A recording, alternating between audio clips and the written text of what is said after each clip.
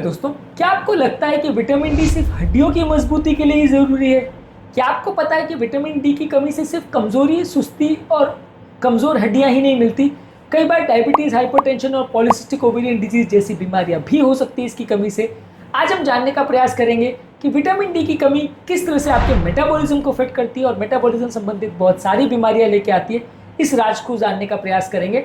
Topic पर जाने से पहले जो लोग हमारे चैनल पर नए हैं उन्हें रिक्वेस्ट करूंगा कि चैनल को सब्सक्राइब करें, वीडियोस को लाइक करें, कमेंट करें। टॉपिक के मिड पोर्शन में आपको कुछ ऐसी ट्रिविया सेक्शन में बातें बताऊंगा, कुछ इंपॉर्टेंट स्टडीज बताऊंगा इस टॉपिक के संदर्भ में, जो आपको ज्ञान भी देंगे और हैरान भी करेंगे। और यदि आप टॉपिक के एंड तक मेरे साथ बने रहते हैं तो मैं आपको बताऊंगा प्रैक्टिकल यूटिलिटी सेक्शन में कुछ ऐसे पॉइंट्स जो इस टॉपिक से मिली इन्फॉर्मेशन को आपकी रोजमर्रा की जिंदगी में यूटिलाइज करने में मदद करेगी, आपकी हेल्थ को और आपकी लाइफ को बेटर बनाने के लिए। तो चलिए शुरू करते हैं मेरे साथ ये हेल्थ का सफर।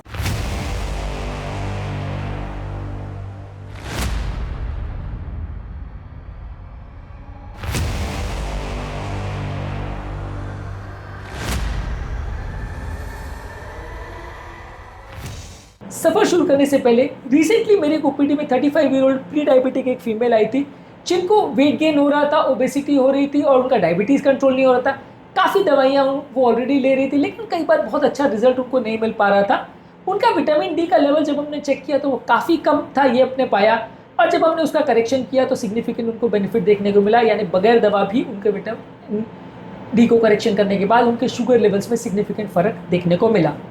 आगे बढ़ने से पहले एक इंपॉर्टेंट सवाल, क्या आपने अपने विटामिन डी का लेवल चेक कराया है? साल में कितनी बार आप अपने विटामिन डी का लेवल चेक कराते हैं? कमेंट सेक्शन में लिख के हमें ज़रूर बताएं। अब आते हैं हमारे मेन टॉपिक पर। अगर आपकी बॉडी में विटामिन डी की कमी है तो वो आपकी इंसुलिन सेंसिटिविटी को अफेक्ट करता है, इंसुलिन रेजिस्टेंस क्रिएट होता है, जिसकी वजह से डायबिटीज़ होने का चांस बढ़ता है। विटामिन डी आपके बीटा सेल के फंक्शन को इंप्रूव करता है, जो कि पैंक्रियास का सेल्स होते हैं जो इंसुलिन बनाते हैं। इससे आपका रिसेप्टर्स पे इंसुलिन का काम बेटर होता है, इंसुलिन बनने का प्रोसेस बेटर होता है। डायबिटीज़ वाले पेशेंट में विटामिन डी की कमी डायबिटीज़ के प्रोसेस को या डायबिटीज़ डिजीज़ को अफेक्ट करता है। मैं ऐसा नहीं कहता हूँ कि विटामिन डी देने से हर व्यक्ति जिसको डायबिटीज़ है वो पूरी तरह ठीक हो जाएगा, लेकिन अगर हाँ आपको विटामिन डी की कमी है तो डायबिटीज़ के कंट्रोल में सिग्निफिकेंट दिक्कत आ सकती है। इसके अलावा अगर आपको कार्डियोवैस्कुलर प्रॉब्लम है तो विटामिन डी आपके रेनिन एंजियोटेंसिन सिस्टम, जो कि बॉडी के ब्लड प्रेशर को रेगुलेट करता है, उसको भी कंट्रोल करता है। ये विटामिन डी की अगर बॉडी में कमी हो तो बॉडी में इन्फ्लेमेशन भी ज़्यादा होता है और सेल्स का प्रोलिफरेशन भी ज़्यादा होता है, नलियाँ ज़्यादा मोटी और हार्ड हो जाती है, जिससे ब्लड प्रेशर बढ़ता है। विटामिन डी की कमी हाइपरटेंशन, एथेरोस्क्लेरोसिस और हार्ट अटैक के साथ एसोसिएटेड है। स्टडीज़ ने शो किया है कि जिन लोगों को विटामिन डी की कमी होती है उनको हार्ट अटैक्स और इस तरह की प्रॉब्लम्स होने का चांस ज़्यादा होता है। इसके अलावा ओबेसिटी और मेटाबॉलिक सिंड्रोम के पेशेंट्स में अगर किसी व्यक्ति को विटामिन डी की कमी है तो वैसे व्यक्ति को मोटापा ज़्यादा होता है। ऐसा स्टडीज़ में शो किया है कि जिन लोगों का बॉडी फैट ज़्यादा होता है उनके फैट सेल्स में विटामिन डी ज़्यादा भर जाता है, जिसकी वजह से उनको कंपैरेटिवली ज़्यादा विटामिन डी की कमी देखने को मिलती है। विटामिन डी की कमी बॉडी में इन्फ्लेमेशन, इंसुलिन रेजिस्टेंस और लिपिड प्रोफाइल की गड़बड़ियाँ लेके आती है। स्टडीज़ ने शो किया कि अगर किसी को विटामिन डी की कमी और उसको विटामिन डी के सप्लीमेंट्स दिए जाते हैं तो वज़न कम करना थोड़ा ज़्यादा आसान हो जाता है। कोलेस्ट्रॉल से पीड़ित पेशेंट्स में विटामिन डी लेवल्स जो है आपके कोलेस्ट्रॉल और ट्राइग्लिसराइड लेवल को मेंटेन करने में मदद करते हैं। स्टडीज़ ने शो किया है कि अगर किसी व्यक्ति का कोलेस्ट्रॉल गड़बड़ है तो विटामिन डी सप्लीमेंटेशन देने से उसको एलडीएल लेवल को कम करने में और एचडीएल को इंप्रूव करने में कुछ हद तक मदद मिलती है। मैं बिल्कुल नहीं कह रहा हूँ कि आपकी डायबिटीज़ की मेडिसिन या कोलेस्ट्रॉल की मेडिसिन पूरी बंद हो जाएगी, कुछ फ़ायदा आपको डेफिनेटली देखने को मिलेगा यदि इसकी कमी है तो। नॉर्मल लेवल से तो उतना फ़ायदा नहीं होगा। इसके अलावा अगर किसी को इन्फ्लेमेशन है तो as an anti inflammatory agent भी विटामिन डी कम करता है। किसी को आर्थराइटिस, इन्फ्लेमेटरी बाउल डिजीज़ या इस तरह की कोई भी बीमारी है तो वहाँ पे भी बॉडी का इन्फ्लेमेशन बहुत सारी प्रॉब्लम्स क्रिएट करता है। तो आप अगर विटामिन डी की कमी हो तो ये प्रॉब्लम्स बढ़ जाती है, विटामिन डी सप्लीमेंट देने से ये प्रॉब्लम्स कम हो जाती है। इसके अलावा सेल्स के अंदर जो फ्री रेडिकल्स होते हैं जो कि ऑक्सीडेटिव डैमेज करते हैं, कैंसर करवाते हैं, उम्र बढ़ाते हैं, इसको भी कम करने में विटामिन डी का कुछ रोल डेफिनेटली रहता है। तो विटामिन डी की कमी से ये प्रॉब्लम्स भी बढ़ती है, विटामिन डी देने से ये प्रॉब्लम्स कम हो जाती है।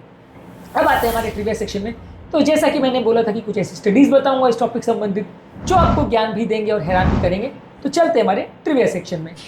2009 में गार्लैंड एट अल ने यूसीएसडी स्टडी किया था। इन्होंने पाया था कि जिन लोग की विटामिन डी की कमी होती है उनमें कंपैरेटिवली डायबिटीज़ ज़्यादा देखने को मिलता है। जिनको हाई विटामिन डी लेवल्स होता है उनको डायबिटीज़ होने का चांस कम होता है।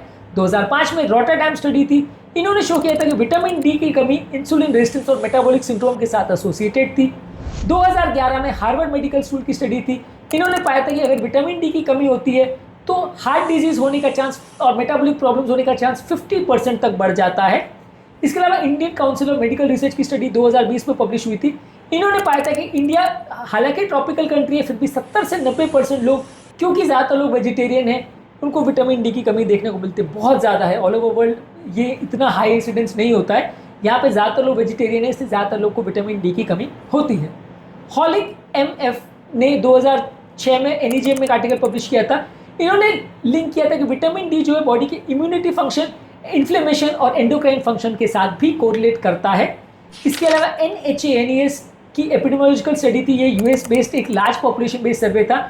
इन्होंने एक स्टडी किया था, उन्होंने पाया था कि विटामिन डी की जो बॉडी में कमी है वो ओबेसिटी और मेटाबॉलिक सिंड्रोम से और इंसुलिन रेजिस्टेंस के साथ कोरिलेट कर रही थी। इसके अलावा हार्वर्ड नर्सेस की एक स्टडी थी, इन्होंने पाया था कि वुमेन जिनको हायर विटामिन डी का उनका लेवल्स था, उनको मेटाबॉलिक सिंड्रोम और पॉलिसिस्टिक ओवेरियन डिजीज की प्रॉब्लम कंपैरेटिवली कम हो रही थी। Vitamin D receptor gene study पर एक एनालिसिस हुई थी, इन्होंने पाया था कि विटामिन डी रिसेप्टर में अगर जेनेटिक म्यूटेशंस हो तो वो हमारे मेटाबॉलिक सिंड्रोम के चांसेस को बढ़ा सकता है, ये इंसुलिन सेंसिटिविटी को नेगेटिवली इफेक्ट करता है। रिसेंटली हमारी ओपीडी में एक सीनियर सिटीजन आए थे जिनको विटामिन डी की कमी थी और मेटाबॉलिक सिंड्रोम था, बीपी, शुगर, कोलेस्ट्रॉल सारे थे।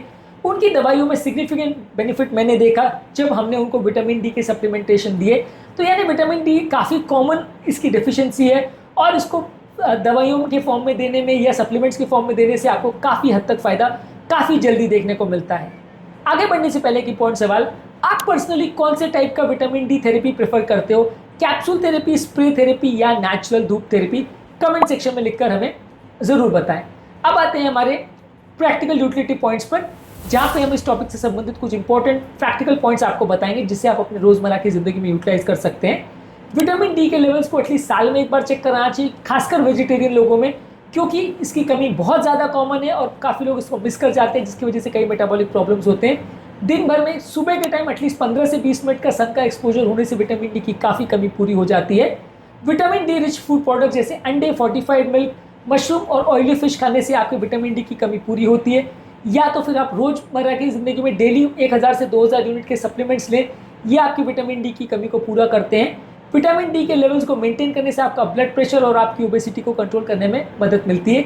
यदि आपके विटामिन डी का लेवल्स 30 नैनोग्राम्स पर ml से कम है तो 1000 से 5000 यूनिट के सप्लीमेंट्स आपको लेने चाहिए।